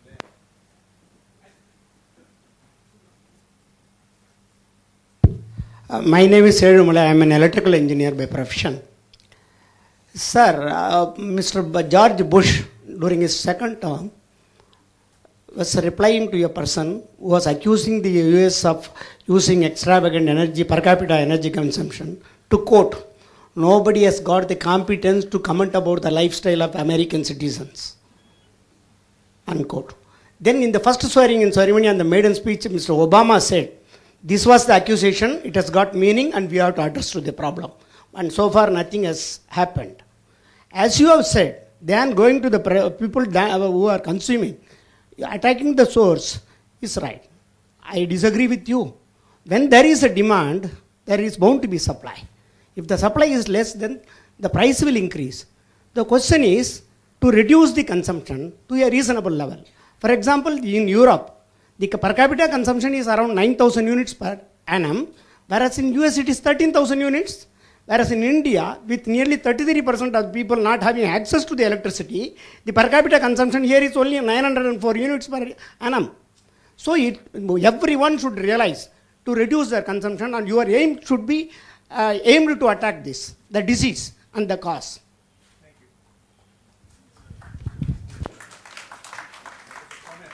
Yeah, I mean, all these things are right, and I suppose I could come up with a generic answer to cut off all these questions, which is we certainly could have done a campaign around that, and I don't know if it would have grabbed people or not.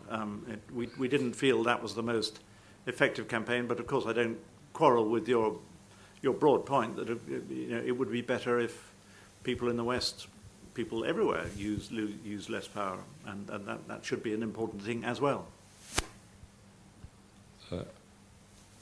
My name is Helmut Wolf. I'm from Germany, but I've been living in India for the last 25 years. By training, I'm a material scientist, and I'm also with a publisher here. I have a question on, well, firstly, I want to commend you on a marvelous campaign. Why you avoided technology appraisal at all in the campaign? I mean, you mentioned nuclear science, you didn't want to take on the stand on that. Personally, I prefer the sustainable route. You could have boosted solar power, geothermal, and so on. On the other side, on the coal, where I'm actively involved, I mean, by increasing the operation temperatures from 500 to 700 degrees, you can increase the efficiency of these dirty plants. And by putting a bit of effort there, you can bring down the carbon consumption. You will not be able to eliminate coal-fired plants, but by doubling the efficiency, which is technologically possible, there is a chance of improving the situation. So my question is, why did you not go into technological issues at all? I mean, nuclear power, you mentioned it. Yeah. Well, I mean, again, the points you're making are fair, and we could have done that. But it was just at this meeting, there was a strong feeling that when I showed you my decision tree about how we got to where we were going to, that was quite a complicated decision tree. And trying to get the clarity and simplicity into something so that people would concentrate on and understand on just this one simple aim. Now, I've now left The Guardian. My successor says that she wants to carry this on, and I think clearly there's a huge question about solar, and other technological fixes. There's a lot of debate about whether we can make coal cleaner. We could have done a whole thing on carbon capture and storage. We could have done a huge thing on nuclear or waves or wind. And all that would have been fascinating, but it would have been more like the environmental coverage that we have every day of the week, which isn't engaging people. So the attempt of this, I don't disagree with you that these are incredibly important issues. And I think, I don't want to take credit for this, but Bill Gates, although he didn't say I'm going to move the money out of coal and fossil fuels, he has put another $2 billion a year into renewables and the search for renewables. So I'd like to think maybe somewhere in Bill Gates' amazing mind, something happened in which he thought, well, maybe I'm not doing enough on this. So I hope that one of the byproducts of what we've done is if we can't burn this stuff, but we still need the power, then we have to work urgently to find and resource the alternatives. Now I'm going to request Professor M.S. Swaminathan to give us his thoughts on this. Please sit. Thank you very much for the, I think, a remarkable account of what combined mode can achieve. In our own country, for example, a campaign of this kind, to have a lasting effect or success, or to be successful, as I think the earlier speaker said, has to relate to the lives of the people, where it touches. For example, all the scientific, I'm a scientist, our papers don't make much impact. On the other hand, if you take two examples. One, the whole area of food. A 2 degree, you showed 2 degrees centigrade temperature, average higher level. It can go to 4 degrees, what most people believe. But 2 degrees more means 1 week less in the duration of the wheat crop. That means half a ton less, 500 kilograms per hectare less. 6 million tons for the country as a whole. You can't escape if temperature goes up. Similarly, 25% of our people live along the coast. The other area where there is consensus, sea level is going to rise. I think already there are indications, the Arctic and Antarctic ocean. Sea level rise, if it goes up, we will have millions of what we call climate refugees who will have to find alternative accommodation. But today there is not much awareness, in spite of the fact in a city like Bombay, you find even a small rain creates a lot of floods. But what will happen if the sea level is going to go up? So I think the campaign mode, in my view, is the most, I think, my friend Mr. Ram always says, the other major problem of India, of hunger and malnutrition, enormous in spite of the production. Newspapers are interested in famine, but not in chronic hunger, because it's all the time occurring.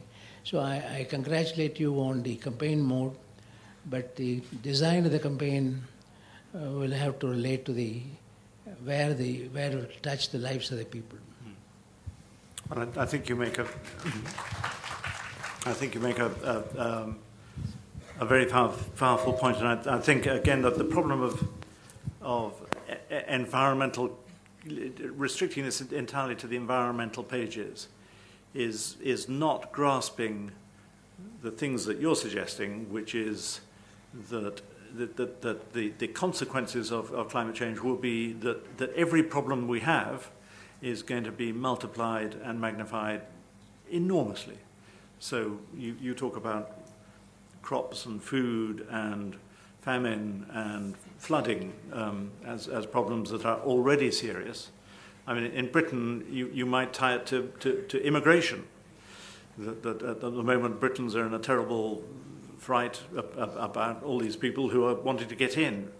And that's just because of some local disturbances in the Middle East and North Africa. But if climate change happens, there are going to be mass migrations of people, and that's going to be the biggest security problem that Western Europe can face. So we have to, it's just another reason for saying we must stop writing about this just on the environmental pages and saying as a society, it was the title of Naomi Klein's book that we published, this changes everything, and her point was everything is going to have to change, and the question is we can sit back and let it happen to us and change all our lives, or we can try and change our lives in order to stop it from happening. But everything has to change somehow. We have a retired judge here from our Sridevi.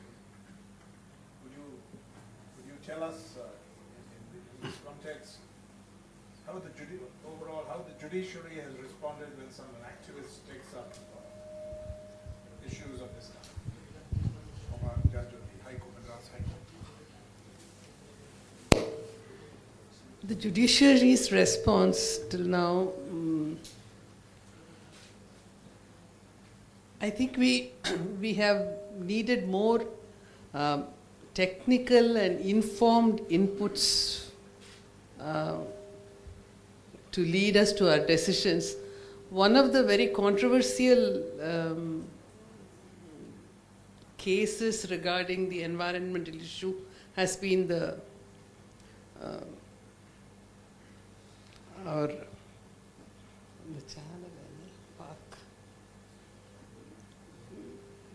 what is called the Ramasetu, because it does have a lot of environmental issues and we do not know what impact it will have. And I think that decision has got sidelined in various ways without it being focused on what the environmental impact would be. So I am not sure the jurisprudence in India has really focused itself on the way this remarkable campaign has, because it is really an eye-opener. Of course, we have had very many comments about how it could have gone on. But I think this is the way everybody understood how it impacts us. So my congratulations, because everyone understood what was happening in a manner that was much better than any of the other large sweep campaign might have. I don't know, I'm not using the right word, but this was more on the ground was the right word. So it kept us there focused. I do not think our judiciary has yet had to handle an issue of this kind, and I know that I know that the tools that we have had till now will not serve us any longer when such huge problems, gigaton problems hit us. And that's my... I think, thank you for your compliments. I think one of the things the law is going to have to think about is the inequity between the people who are likely to be bringing cases and the people who are likely to be fighting cases. So there are cases at the moment that I know barristers who are involved in. If you try and take on BP or Shell or Trafigura or some of these enormous companies and hold them to account for the environmental damage that they have done, the only people who will take these cases on are very brave lawyers. I know somebody who has worked for 2 years with no money in London. If she wins the case, then she will be able to put food on the plate. If she loses the case, there will be no payment for 2 years. And on the other side, there are dozens and dozens of barristers, and this is like a case that has cost tens of millions to get into the High Court and fight. And so I don't know how you address these stacked odds between these giant corporations who are perfectly prepared to use the law and the sheer cost of taking them on. We had this extraordinary case in The Guardian involving this company Trafigura, who had dumped a lot of toxic chemicals off the coast of Africa, and people became sick. I'm choosing my words carefully. As a result, these people became sick around the same time as they dumped the toxic waste. and various reporters reported on this, and there was a big legal case going on, and during the course of the legal case, they unturned a piece of discovery that got an internal document within Trafigura that showed a piece of legal advice saying, yes, these two were connected. And this seemed like an important story to run, and so we ran it. They went to court to stop The Guardian from publishing this. They successfully got an injunction. They then said that Parliament itself couldn't discuss this issue. And it was an extraordinary case of a completely out of control, hubristic organization believing that they could control what the press said. So a lot of things, these issues will end up in court. They may be free speech issues, they may be environmental issues, they may be fundamental human rights issues about the right to life. And I think that the courts will be engaged a lot. But the problem of the cost of justice, we've just seen in Britain that it's very difficult to get any kind of legal aid now to go and fight cases. So whether the courts are going to be even-handed in their approach when you've got Goliath here and you've got David there, I don't know. Senior lawyer.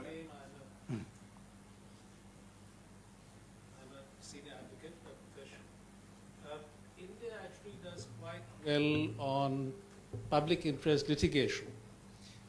India's constitutional courts, primarily the Supreme Court, is very open to accepting these cases of environmental issues and other public interest issues. It doesn't cost too much, and you have a wide, good range of public interest lawyers. You also have a provision in our Constitution, Article 21, which is the right to life, which the Supreme Court has interpreted to mean, not just liberty, but all issues pertaining to survival, to the right to a good life. So it is, I think, quite possible that climate change issues will be addressed by the court. But for that to happen well, one needs, I think, an enormous amount of sensitization of judges. And that is acutely needed. I was arguing this case which Justice Prabhat Sridharan mentioned about the Ram Setu. It was a dredging 12 meters, into the sea. And this came before a former Chief Justice. And one of his questions was, it's just fish who are going to be affected, so what? Yes. So the judiciary needs to be very heavily sensitized. But I have a question for you on transparency and the right to information. How easy or difficult was it to find out who was investing in these companies? Very good question. So it is. I mean, you know how a share register works, and the share register is sometimes transparent and sometimes it isn't. So sometimes the share register would be a help, but sometimes it's not a help. So you can do it from both ends. You can go and inspect the British Petroleum books and see who is investing in BP, or you can go to Gates. I think I can't remember which way around. I think Wellcome is quite transparent about who they invest in. My memory, but forgive me, Bill Gates, if I'm wrong, is that Gates isn't. So it wasn't tremendously easy. It took an immense amount of hard work. That's why we partnered with these companies like Carbon Tracker, who have done quite a lot of the work already. So a lot of the NGOs are out there doing some of this work. But of course, it would be marvelous if there was more transparency about these, about who owns shares and how they hold them.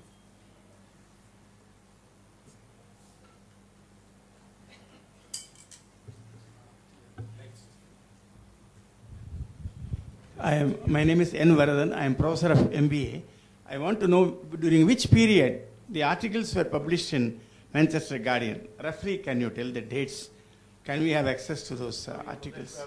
We started. No, you were mentioning about the articles which are published in Manchester Guardian. Yeah. 2 years back or 3 years back. Roughly, can you mention the period during which it was published? Well, I think all the articles I showed you today were published between around about the 1st of February and the end of May this year. This year? This year. A website, available on the website? Yeah, we really went for it. So I mean, that was another point to the people who are saying, well, why didn't you cover this, this, or this? I'm afraid this was a thought that occurred to me on Christmas Eve, and I was leaving at the end of May, and we had to put the team together and work on it. So we didn't start publishing till February, and so it was February, March, April, May. It was 4 months of intensive journalism. That book by 4 authors and risk assessment, published by which publishers, sir? With the which book? You mentioned one book published by 4 authors. Risk assessment, climate change. Which book? So the book we started with was Naomi Klein. Climate change risk assessment. Yeah, her book was called This Changes Everything, and that book came out in round about November last year. I can't remember who published it, but it'll be on Kindle. It'll be. I mean, it was being published around the world. It's a very big and important book. Price, sir? Price? By name. We'll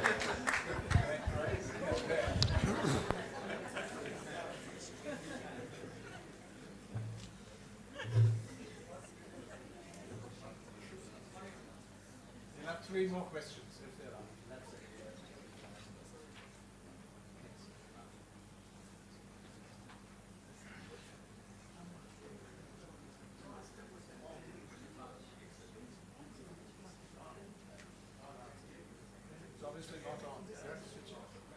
I am Dr. Murli, biomedical engineer. According to me, the root cause of all this global warming, climate change are all due to increase in population. No.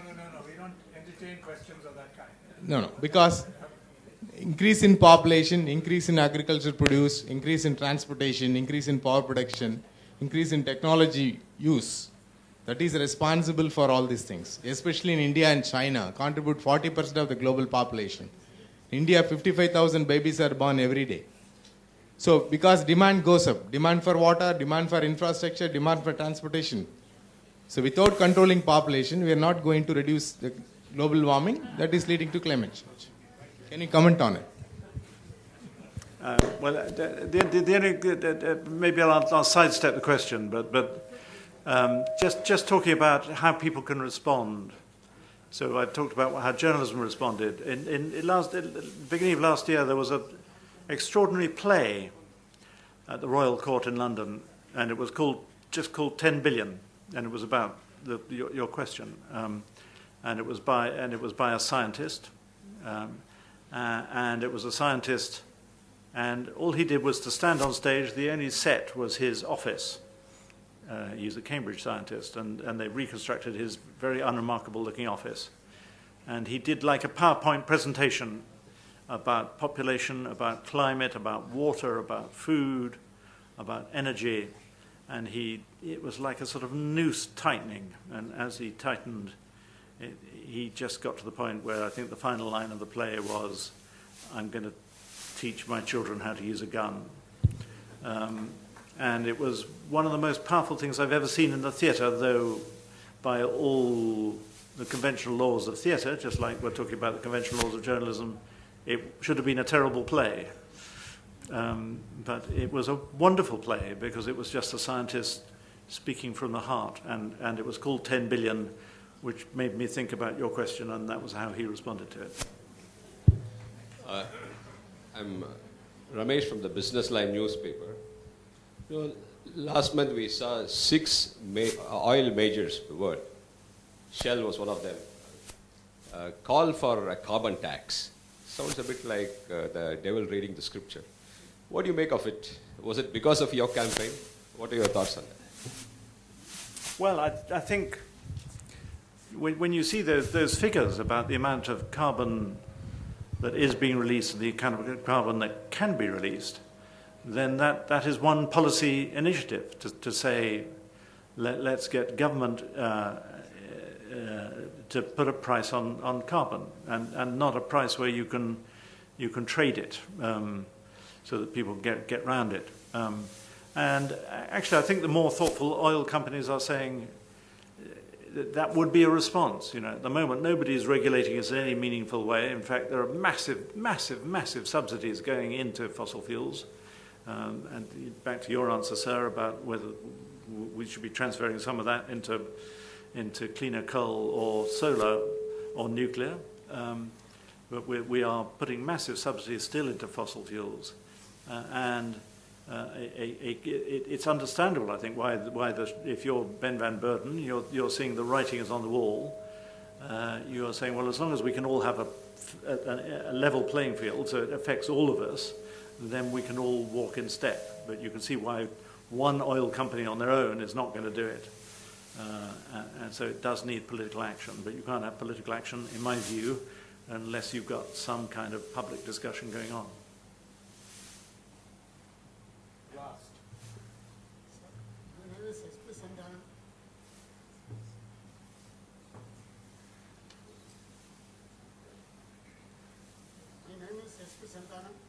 I am a retired IOFS officer. My question is regarding journalism. Today's instance, which I have read in the newspaper, is that Times of India has reported that in one important complex in Madras, a lot of trees have been cut. This has been reported by Times of India, and people have read it, and it is saddening to note such thing has happened in Madras today. So, what better the journal can do in this regard? They can only report to the public, and public will get awareness that this should not happen anywhere else. So what else the journal can do in this regard? And we all know that trees are not to be cut, and trees are required to contain the global temperature. Everybody knows. So what best the journal can do in this particular instance, I want to know.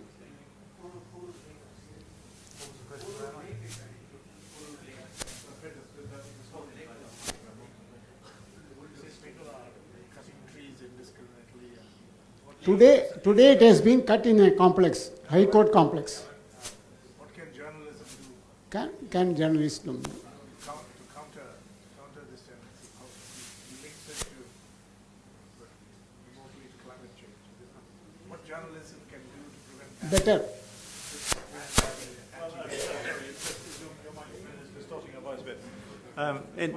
I mean, in terms of, I've got this wonderful class, these classes of young journalists who are thinking about becoming journalists. And I think I said to one class yesterday, there's just a thing about transparency. Journalism is like a gigantic searchlight, and you cast it on people, and generally people behave better. I don't know why I did this, but I was speaking to one of these young journalism students, and I said, "Sir, do you ever pick your nose?" And he laughed. He said, "In India, sir, everyone picks their nose." And I said, "But do you pick your nose while somebody's watching?" And he said, "No, of course I don't pick my nose while somebody's watching." And that was a really trite example, but we all behave slightly better, don't we, if we think people are watching us. And journalism is just that. It's a simple tool of transparency that if you just shine it on people, it doesn't matter whether you're a politician or a corporation or a public official or a football manager or a football player, if you think that the press is going to write about you, generally the rule is that you will behave better. And that's why journalism is so important. And if this is the last question, then I'll just say what a privilege it is to be in Chennai, to be working with these people who really believe in journalism. And you just say to them, it's such an important thing to be a journalist. I'm so thrilled that you've chosen this as your career. But you must think about what you can do with it, because a lot of journalism is rubbish. A lot of journalism can't be trusted, and your generation can go out and make a real difference. And if you could, they were all passionate about climate change. They were all very knowledgeable about climate change. So if this class went out next year and they all tackled this seriously as a subject, then the world would be a tiny bit better place.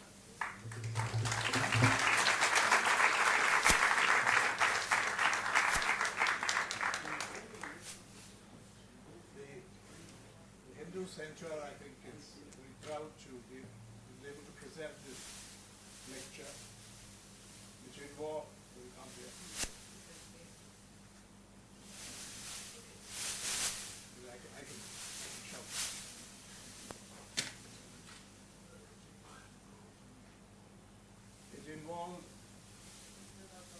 important thinking on a large issue, what Alan Rusbridger has called the greatest issue facing humankind, one of the greatest issues. It's involved important reflections on science.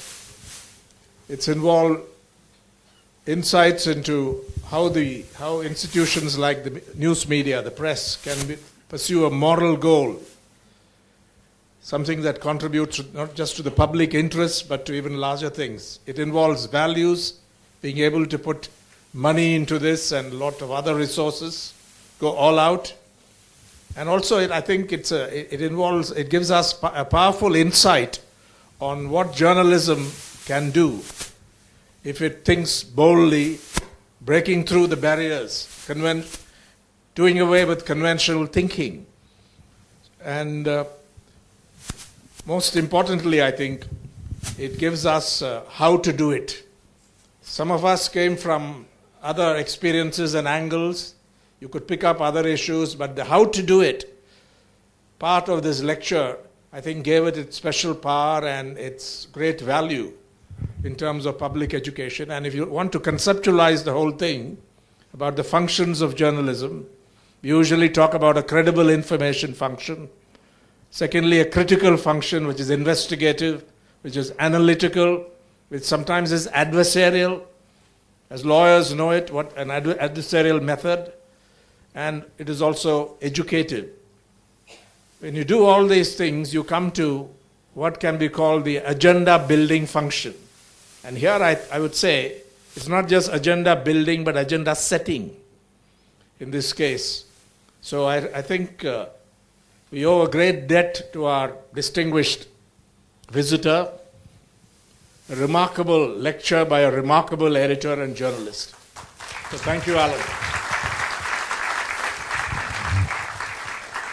And just a little announcement, a tailpiece here. The Hindu Center for Politics and Public Policy, along with the European Union delegation in India, has now taken a very small initiative. I'm embarrassed even to mention it in the context of this campaign, but this is a little start, organizing an essay competition for undergraduates and postgraduate students to elicit creative but practical suggestions from youth on one of the following three topics: climate change in India, challenges and solutions. Second is making India's growth sustainable, issues that were implied in a couple of the questions. And three, clean development in India, the way forward for towns and cities. That's not really climate change, but that's sort of first cousin to it. But this is something that, this essay competition, you'll find the details, the rules of the game at the website, the center's website. But thank you all. I would like to thank everyone here for responding to something which, before we came here, we would have wondered what on earth was this. We hadn't read it in the Guardian. But I think we go back with some luck, with new ideas for campaigns, perhaps on other issues. But I think you can't run away from this issue. In my opinion, the government of India was bringing up the rear, the previous government as well as the present government, in responding to the challenge of climate change. It's very easy to say that you've done it before, you are responsible for 80% of the problem, and let us develop. And I think that has meant that India's response to this challenge has been disappointing, not what we deserve. If Jairam Ramesh had been here today, he was an important minister dealing with the international negotiations. We could have got some other insights, but it's something that we have to continue to discuss. But I'm very impressed that so many people representing different experiences have come here to listen to a lecture that demanded intense concentration. That it's really a serious thing that has to be, there are many interesting things, there are even entertaining parts of it, but I think it's a very serious subject. This speaks very well, I think, of this section of the public that is here. And as Alan Rusbridger has written repeatedly in connection with this campaign, if we build public opinion, if you are creative about building it in an interesting way, in a relevant way, they are able to put pressure on actors like the Bill and Melinda Gates Foundation and the Wellcome Trust and many others, and also those 200 companies, those bad guys, if you like, with respect to climate change. Of course, he was very nuanced about judging them. The foundations do excellent work. Some of the companies may also be contributing to employment and various other things, but it's a problem you cannot escape from. And I think that message came through very powerfully today, and we are happy that we are able to present it. But there's a long way to go and much more to do on this. And I hope that Alan Rusbridger and others who think like him will be able to contribute to raising awareness in India and in South India in particular. Thank you, Alan.